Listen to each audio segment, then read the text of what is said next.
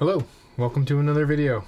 So today we have this Dell T3500 Precision. It is time to do some upgrades on it. So some of the things I want to do with this thing is take out this old DVD drive. I'm going to keep the recorder in there for now, but that might go eventually. I want to put in some USB 3 ports, so it's a little faster for data transferring. I'm going to add some more memory to it, and then we're also going to put in the fastest CPU I could get for it, which is a Xeon W3690. So it's about 10 years old, but it's still a pretty reasonably fast chip, so this thing is huge. It's also really heavy. So kind of go through bit by bit on this and upgrade a little bit at a time. So we're probably gonna do the RAM and CPU first to make sure it actually works.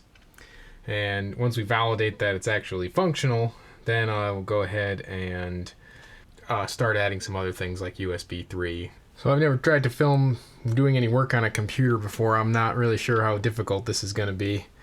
So these Dells basically snap apart. So the first thing is there's a latch up here. It's just off shot, but you pull that, and then this side panel actually pops out, and it just lifts off. Let's get that out of the way, and then you're in. So they made that fairly simple. You can see it's got an SSD. You can see it's got an old graphics card in there still. That's another potential upgrade. Now we can see our connections to our drives up here. I'm going to get rid of one of those. And so I've got my memory down here, and I've got my CPU here. So first things first, it has a little release gauge here. We pull that, and that actually releases this tray, which is going to give us our access to our CPU. And this is just a little plastic holder that gives us our access to our memory. And then we got a couple fan wires just poking around in here. So the easiest thing to do is upgrade the memory. So we just pop these levers open.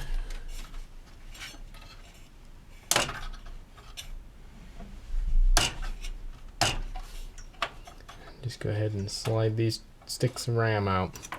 So these are PC10600. These are 2 GB sticks, and there are only 4 of them in here.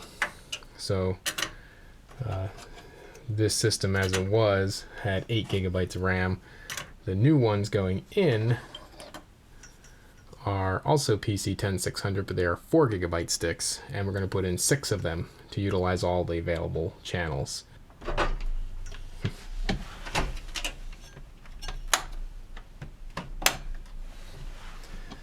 So there's our memory upgrade. Next, CPU. It looks like we got some Phillips screws.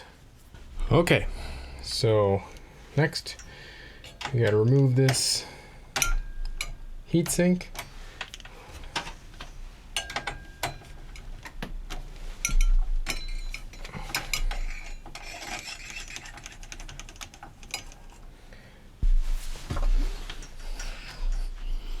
The long screwdriver.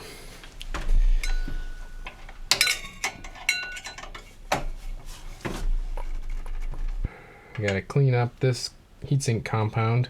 Still a little bit wet. And then we'll get that new CPU installed. Okay, and we're back. Got our CPU, and just gotta check the socket. We're looking for the corner, which one lines up correctly.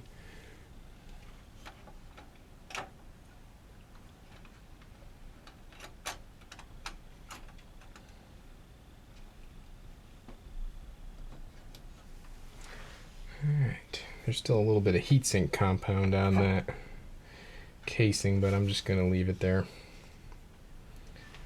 going to use some Arctic Silver. I'm just going to spread it out all over the place. Probably make a bunch of people angry. Alright, well I was actually a little low on that. I actually just upgraded a CPU in another computer, and I was hoping I'd get two servings of that, but we're just gonna go ahead and put this in anyway and see what happens. And so we might get some throttling issues since it's Might not be enough of that compound on there. So there'll be a little rework. So this will be enough just to see if it's going to work. All right. That's it for that part. So really the next thing to do is to go ahead and lift this back up and see if it turns on. See if we got all our RAM, see if our CPU recognizes correctly, and yeah, see if we get anything on our monitor.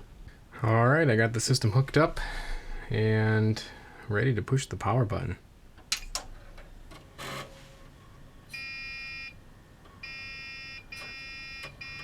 That's probably not good.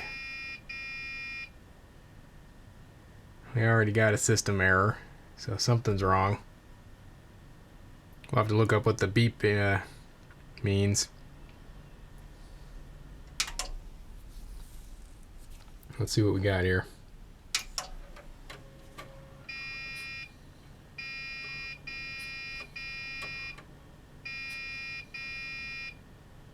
So we get 1, 3, and then 2 beeps, and the monitor never turns on. Alright, so it turns out that's the wrong kind of RAM. That's why it wasn't booting up on us.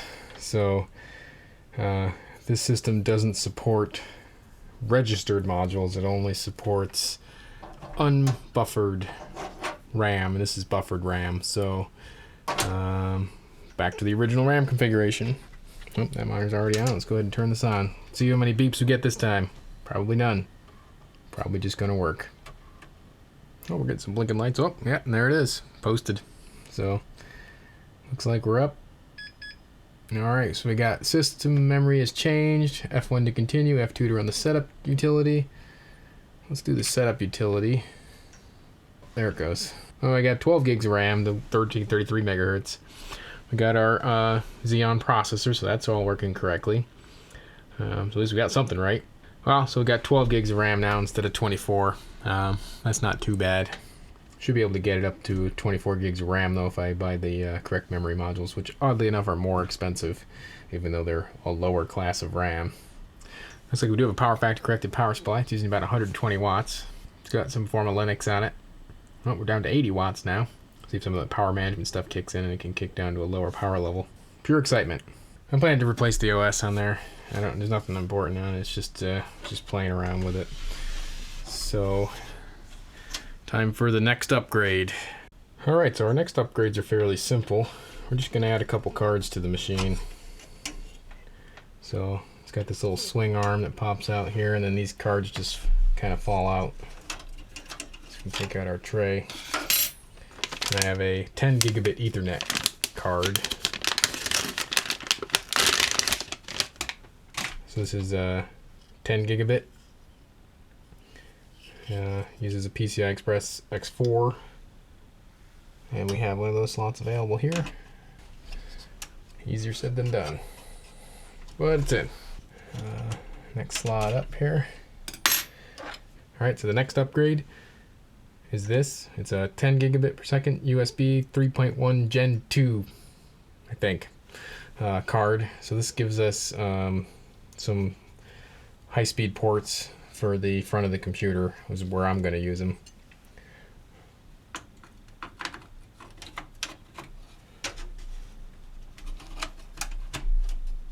Alright, that's in. I have the front panel USB that's going to go in. It gives me a couple charging ports, gives us the USB, and then a Type-C connector. Hoping that this actually derives its power from the already built-in connector that's supplied on here. Although this may only be for the quick charge ports over here. I'm not 100% sure on that.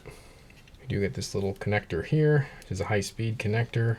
This just has a USB-C port on one side, and then on the other side it has this little 20-pin connector, and we'll put that on the card here.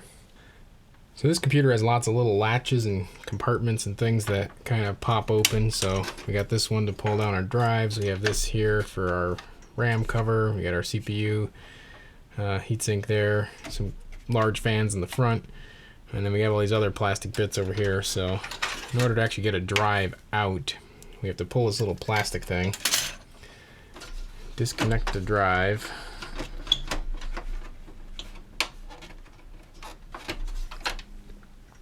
and then this actually Well, first thing we gotta take the front of the case off.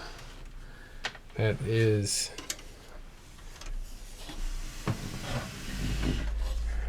it just pops up, but there's a little bracket in here. You pull that and then the whole front of the case should come right off. This side thing here, and then this unlatches and pops out. And then when you pull this down, you can push the drive out. You can see it's got a screw there and a couple on this side, and those are what are actually holding the drive in. It does only have a single slot, looks like, on the bottom, so I'm not sure how well this short drive bay here is going to work.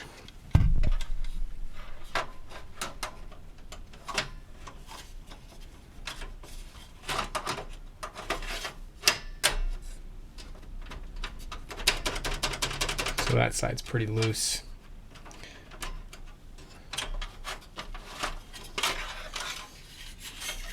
So one of the things we need to do is pass our USB cable out.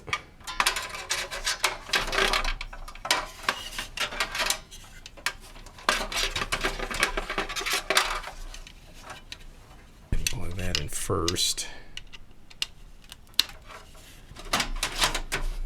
Install that.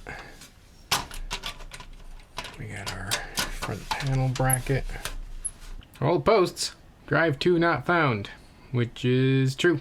Drive 2 has been removed. Well, I think for now that's a success, and that's the upgrade to the computer for now. It'd be nice if we could get it up to the maximum memory that it supports, but for now the CPU is substantially faster than it was before, so that's going to be a big upgrade. And yeah, there'll have to be a little more work done on it in the future. Getting a new OS on there, maybe getting a PCI Express solid state drive, and then this thing will be pretty much topped out. And then we already have the 10 gigabit USB, we have 10 gigabit LAN. This should be a pretty powerful computer. So I figured I'd just show one last thing on this. And so here we can see our different threads. Not really doing anything right now, so they're all pretty much just sitting at 0. Got our 12 gigs of RAM. Also basically not being used because we're not doing anything right now. So yeah, all in all, that's looking really good. You can see our Intel Ethernet connected, 10,000 megabits per second. So we're all set up here and running at 10 gigabits. So that part's working great. Next test, see if the USB works. Alright, I got a 1.1 gigabyte file here from a previous video I worked on. Let's just drag that onto the desktop, see what kind of speed we get. And it's done. Certainly functional. I guess that shows this is a win. That's about it. Thanks for watching. Click that like and subscribe button. And let me know if you want to see more content like this.